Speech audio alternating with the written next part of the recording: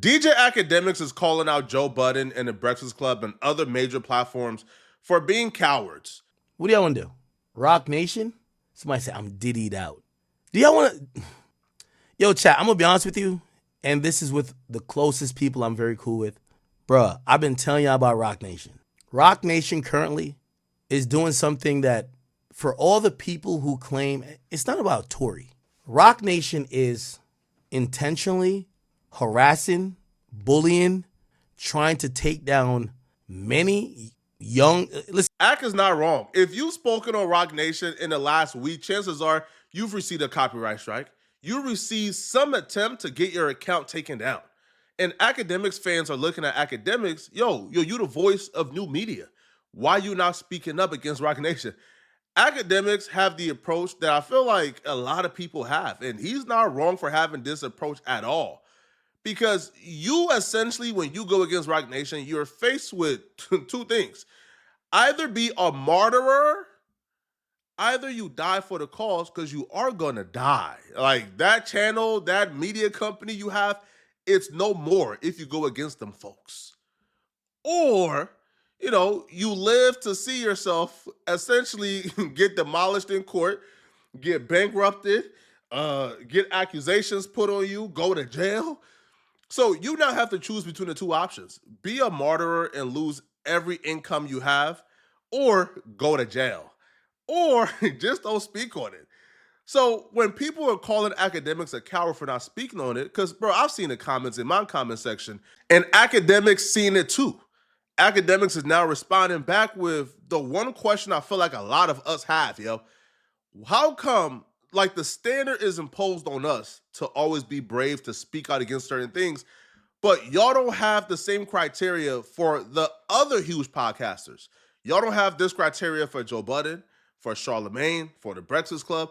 As a matter of fact, y'all will consume their content without even asking them a question about why haven't y'all spoke on Roc Nation and Desiree Perez.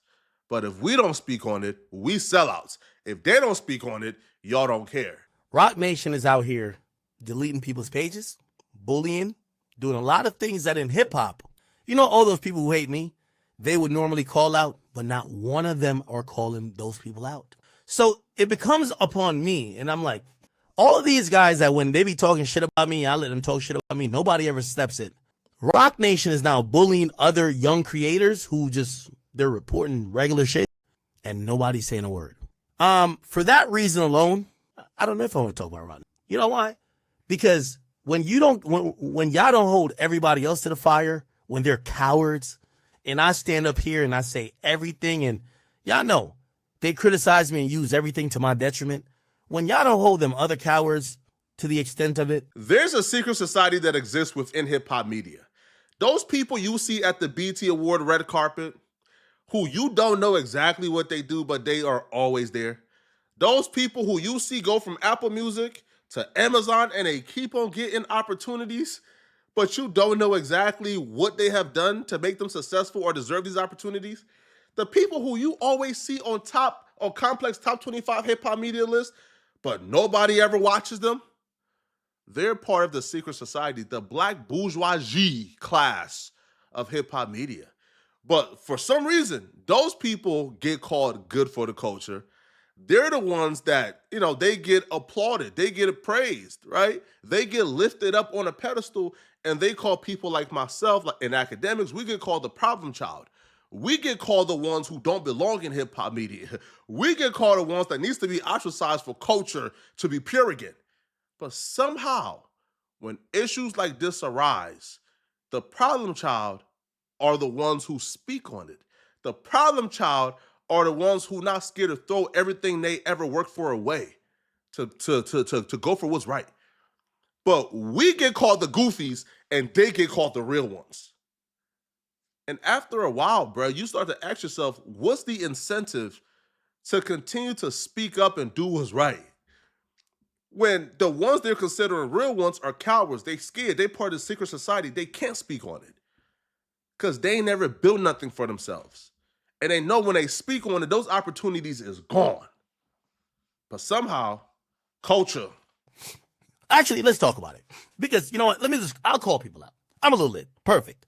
And I'm going to challenge the Joe Budden podcast. I'm going to challenge the Breakfast Club, especially the Breakfast Club, because a lot of y'all shit is going to be coming from a heavy Roc Nation influence place. I'm challenging the Breakfast Club, Joe Budden. And again, nothing wrong with Joe Budden's podcast. Shout out to Joe Budden, man. And when I sat back earlier today, I thought, I need to learn from Joe Budden. Because Joe Budden was out here rooting for creators. Joe Budden was out here really putting his neck on the line, going against the infrastructure, going against the companies for independent creators. And people were on the internet calling him goofy and clowning him, going against him, calling him crazy, not supporting him at all. Joe Budden finally said, okay, hey, bro, I fought long enough, bro, right? I had my pitchfork up. I was fighting this good fight, and none of you guys support me. You know what Joe Budden did, bro? Joe Budden went ahead and got a manager who knows a lot about business. And Joe Budden said, man, I'm done speaking up for these niggas, bro. Where the paper at? And the manager got Joe Budden to the bag. And Joe Budden ain't raised that pitchfork again for you niggas, bro, because y'all ungrateful. I'm sorry, bro. Y'all ungrateful. This is why, there is no such thing as a Malcolm or a Martin in 2025, bro. That playbook done ran its course, bro. We not dumb no more, bro. We know the playbook now. Man, if you would have told Martin and Malcolm, bro, they was dying for this new crop of nigga, they would have said, you done lost your mind, man. You crazy. Man, I ain't dying for these niggas, bro. They ungrateful, man. The playbook is already here. We already know, bro. If we crash out and lose everything we got for these new crop of niggas, bro, the first thing they gonna say is, man, dumb ass boy done crash out, bro. Lost it all trying to be. Come on, bro. Y'all know I ain't lying, man. The first thing they gonna say is, oh, he crashed out. Stupid ass boy crashed out, bro. Oh, he doing too much. Bro, Martin died for you niggas. And what did he deserve? Martin has side chicks. Now they're having podcast discussions about how Martin Luther King was a milkman, bro. After he died for you niggas. No. Joe Budden learned early. Maybe I'm not there yet. Maybe I'm still optimistic, right, that y'all would appreciate my efforts if I do go all the way. But at this point, I'll be real, bro. I don't know. Will y'all appreciate my efforts if I go all the way? But I'm only calling them out because of their size. You guys have a very huge platform. Now, I'm trying to say, I don't want to fight no battles by myself because half of y'all, not the people I named Breakfast Club or Joe Budden Podcast, want to see me go away. But there's a bunch of other facetious men. So all the rest of them, they're just not relevant for me to name. The point is this. If I really wanted to sit back on this Roc Nation shit this week, because if I see nobody speak about it, y'all should know what it is.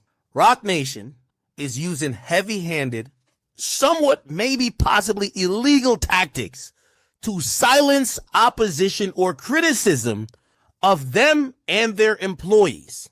Remember back in the day when I started throwing up the rock and I started saying, I don't want no beef with these motherfuckers? Y'all say I'm pussy. You can call me pussy. But if I'm pussy, what are the other people who don't speak about them at all? I'm the first one who told y'all the reason Bobby Shmurda's career is in shambles is because of Roc Nation. We seen these folks play in their faces, but they still take the heroes that they exalt up. Y'all will recognize, man, Roc Nation be doing some terrible things, man. But then y'all don't realize the people that they're propelling up and putting money behind are the same ones y'all are online calling the real ones, bro. Do you understand how many media personalities? Yeah, and I know them. How many media personalities Roc Nation got backs behind that you don't even know? Like you just watching these folks, not even understanding their mysterious rise, not even understanding. Hold on, bro. You was just an intern at Complex. Now you running like a department at Apple Music? Hold on, bro. You was just a coffee getter at BET. Now come on, bro. But y'all don't ever question the media personalities. Y'all know what's backing them folks, man. But y'all gonna question us and question every move we make. It don't make sense. Yo, we seen with the NFL, man. Roc Nation told y'all, Man, we not watching the NFL no more, man. Hey, bruh, any artist, we not performing. He told Jermaine Dupri, hey, bro, they offering you a job to run the Super Bowl? Man, hell nah, bro. Man, look, bro, we're not bringing our sauce there, bro. Man, they asked Jay-Z, yes, sir, I'll take it. Hey, bro, but can't you get, these niggas to stop boycotting? Man, I got y'all, bro. Don't worry about it. He made y'all stop boycotting, bro, after getting a multi-million-dollar deal. But yet y'all love Jay-Z, y'all love Roc Nation, man. Hey, man, listen, bro. I ain't gonna die on that hill, man. Hey, bro, because I know when I die and on that hill, bro, or if I die on that hill, bro, the first thing y'all gonna say, man, stupid that boy trick himself out position, man. Man, stupid that little boy thought he was bigger than the program, bro. Y'all gonna celebrate on my grave? Hell nah, man. Hey, bro, if we all throwing up the rock, we throwing up the rock, homie. I'm sorry. Hey, if we all throwing up the rock, we all throwing up the rock, bro. But if we all picking up the rock, then let us all pick it up together and chastise the one who don't pick it up. But don't come over here trying to chastise us for not being brave and bold, and then you go over to them other podcasts and throw up the rock with them. Roc Nation did so much shicey shit with Epic. Epic wanted no parts to do with Bobby. They said, y'all go get him. But we going to have to fight it out on a legal perspective because we own him and y'all been interfering with our contract with the nation. So now Bobby Shmurda gets no support because it's going to be a legal fight. They tried to do it with Uzi. They did it with Meg Thee Stallion. I've been telling y'all this. But again, let me tell you this. I'm not Jesus. I've never told you I'm Jesus. Never confuse act for the one that says, no, I'm just here to die for y'all sins. No. So when I look around and I see, ain't that Debo? And everybody's like, no, we want to fuck Debo up. Yo, let's ride. Everybody was ganging up with me like, all right, let's ride. I show up. I look around and say, where y'all at? Everybody at home. Everybody like, oh, I couldn't get a babysitter. I'm not fighting Debo by myself. So I told y'all I want no smoke with Roc Nation, and I still don't want no smoke with them. But I do want y'all to hold these other media outlets accountable. Let me tell you what's happening with Roc Nation. I don't necessarily care about Desiree Perez, who's the CEO. By the way, if you don't know her history, 6ix9ine first mentioned her back in the day. Desiree Perez is a woman who used to be doing things in and in accordance with drug dealing. She was working with the cartel. She was transporting drugs. She got caught. Her boyfriend or whoever else she was dealing with at the time, they were also involved in the drug trade. She took a plea and she was a state's witness. The same thing. This is why 6ix9ine was confused. Why does the industry bow to Desiree Perez, who was who cooperated against the cartel, but they're down to oust me because I cooperated against the 9 Trey gangsters. At that point, everybody had every excuse. Oh, well, she's a woman. You know, you got to treat women like kids. Again, like, a man snitching, problem. You can't fuck with him. A woman is this, come on. It's a woman.